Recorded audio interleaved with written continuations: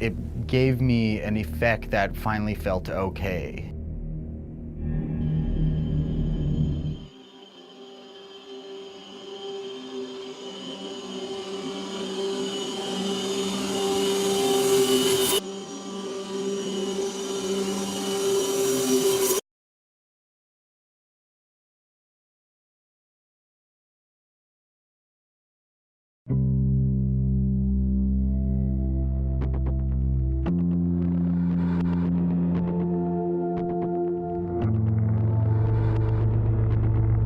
I always felt different, not a part of, which is interesting because I really had a lot of friends, I was popular, and I don't mean that to be egotistical, but I just felt disconnected everywhere I went.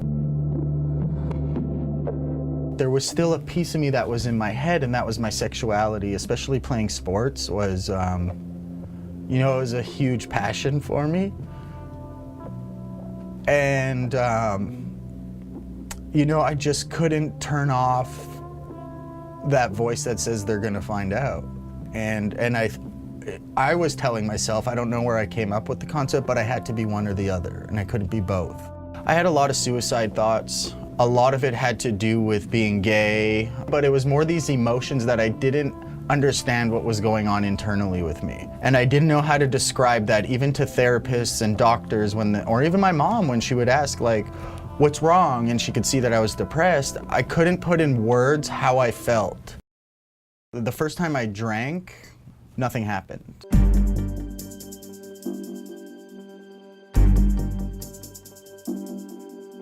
It was at my sister's birthday, and so one of my sister's friend offered me a Mike's Hard Lemonade, and I said no, because I said I don't like alcohol, and she said, oh, I'll just try it, and I took a sip, and you know, I realized, wow, this doesn't burn, this doesn't taste like alcohol, and I helped myself to 3 more, and that was my first experience drinking where I really felt what I had chased and enjoyed for the following probably 10 years.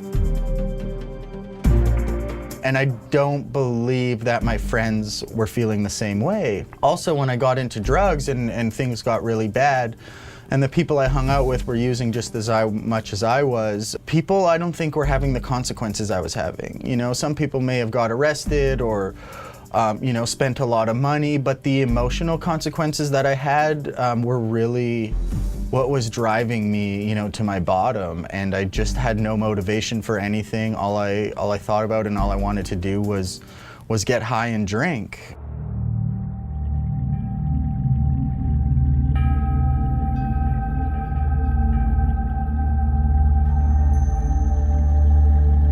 You know, and the worst time I would say was I was pulling away from my friends, people who were closest to me. I was either pushing them away or pulling them away because my using was increasing and I didn't want anything to get in my way. So I hung out with very few people and used with them. But even then, I mean, I could not accept when the party was over, so I would go out on my own and you know, do my own thing. And I would say the lowest part was when my mom no longer waited at the door for me to get home. And I just remember that the dark place for me was coming home, you know, the long drive home, wondering if I should hit the ditch, make it look like an accident. But I would make it home and then nobody was up, everyone was asleep, and I would be laying in my bed staring at my ceiling like going, why did I do this again? My drug dealer was a friend of mine, and you know, I respected him a lot, and we hung out quite a bit. And I remember we were going to the mall one day and I asked him, you know, to hook me up, and he was kind of like, what? You know, we're going shopping, and I got upset and I said, what does it matter? Like, I'm paying for this. And he was like, yeah, but we're going shopping. Why do you need to get high?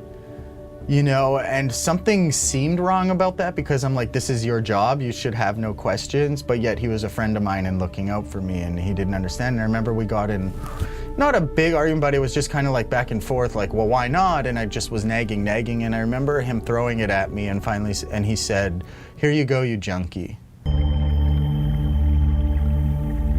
I remember I was gone for about 4 days, and my mom tracked down my dealer's number and called him. Finally, it was, I think, about 7:30 at night, he finally answered it. She said, "You need to come home now." I said, "Trevor, aren't you coming home tonight?" And he said, "Yeah." He said, "I am. I'll be home in about half an hour." And so I got home, and again, like, I remember that show Intervention was out, and I was waiting for like the cameras and everything to be there, because I was desperately wanting that. I was wanting somebody to save me, because I didn't know how to bring it up or describe how I was feeling. Anyways, he ended up coming home at 10:30, and we asked him if he had a drug problem. But there were no cameras. There was no crew in my house. There was my mom and dad, and they were sitting in the living room, and my mom looked at me and she said, "Are you on drugs?" And my dad cut me off before I could even answer, and he said, "Don't give me that." He said, "I know you're on drugs." He said, "What are you doing, and what are you gonna do about it?" And that was the first kind of breakdown that I knew the fight was like over, and it was close to the end.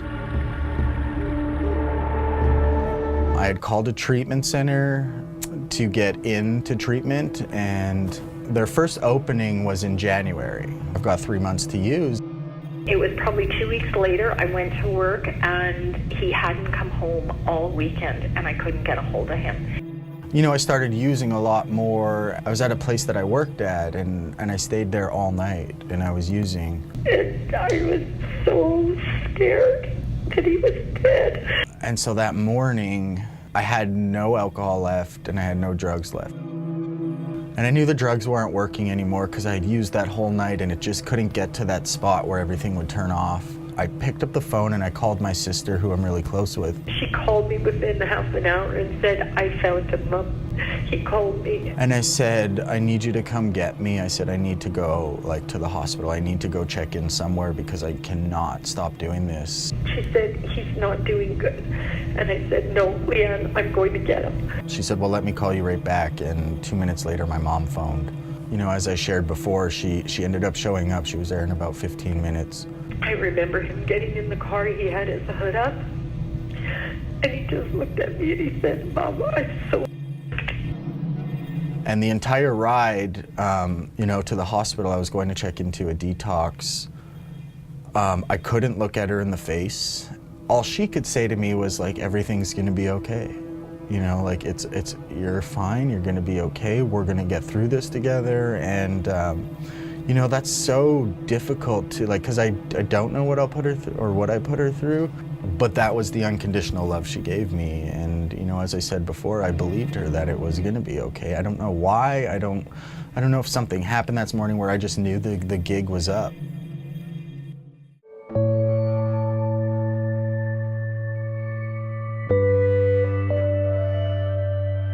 My mom said, "Well, why don't we go to the treatment center that you're on the waiting list for?" And I went over there with her, and I told the admissions people that I was done, and I was gonna die, and that I needed to get in sooner. This was end of November, and they said, "Well, we still have a waiting list, but if you come tomorrow at 6 a.m. and somebody doesn't show up for their assessment, we can do your assessment." And somehow I showed up that next morning, and someone didn't show up, and they did my assessment, and I was in 2 weeks later.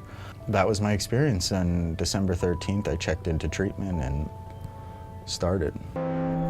It was like the first day of a new school, going from middle school to high school. I had no idea of the routine. Funny thing is, nobody told me. I mean, I know we had chores and we had to be there. It was almost like going to camp, and I had no structure in my life. Like, I was doing what I want, whenever I want, and how I wanted. I woke up to this music on an intercom, and it was the trumpet playing like they do in the army, and I remember thinking, where am I? The moment I got there, and I would go out and have a cigarette with someone, or there was a group of people in the lounge room, and we would get to talking. It was like there was a part of me that felt so safe being in there. Start sharing in group, I was like that same effect that drugs and alcohol gave me, like, oh my God, I can breathe, and just relax and be present. So that's what, treatment was like for me.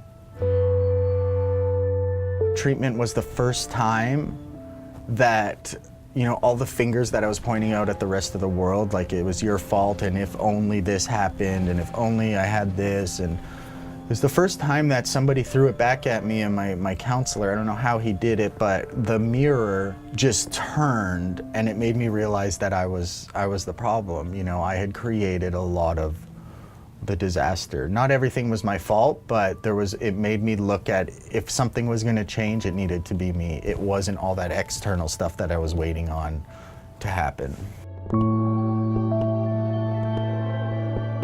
The group sessions were very powerful for me, to hear other people's stories, to see these guys that I thought were so tough break down and open up and share about stuff they had done to their kids, and them suffering with some of the family stuff that I felt like I crushed my mom and dad and my sisters and the people I had hurt, and to realize I was in the same boat and I was on the same journey with all these other people, that was the most powerful.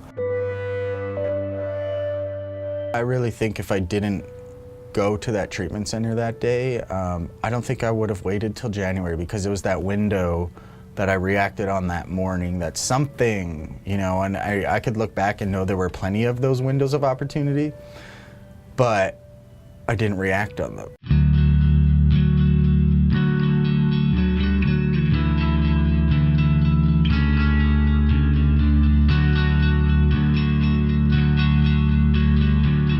It was really hard to date or be in relationships.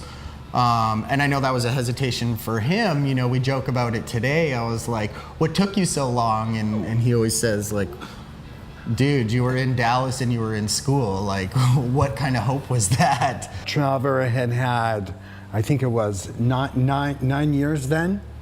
And he was a very sober, living person. And that was important to me at that time in my life, to be with somebody that lived their life in a sober person's way. And I mean by that, by keeping your side of the street clean.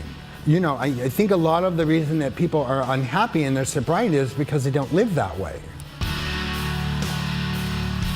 We got married 5 months ago. He's met my family. He was at my graduation. That was the first time all our families met, and I'm extremely grateful for him. He's also on this journey. So there's a lot of things that we have in common, and that he gets about me, and vice versa. And I think that's such a gift to have, because it's really a different language. I've shared my story many times, and every time I do, something comes out of it. I can't count how many times I'd be sitting on a plane to a complete stranger, and somehow it gets brought up. And, I can think of at least 5 times that I've been speaking with a woman, and she ends up crying next to me because her son is, struggling with addiction. And I think that's a responsibility I have today, is to continue sharing this, because a lot of people, to the untrained eye, don't know what addiction really is. They don't understand why their son, daughter, spouse, mother, friend keeps doing this stuff to themselves and knowing that it's killing them. If it was too much for me to talk about that, or if there's certain areas that I can't go or look at, or things are triggering for me, and keep in mind, I've been sober 11 years, that, there's things that I wouldn't do when I was maybe 3 months sober, suggest. But I don't think that's full sobriety if I have things that are still too much for me. And I continue to work at that, and it's every day I have to do that. Today's just a lot different, and it comes second nature. It's no longer like something that I have to think about. It is my life.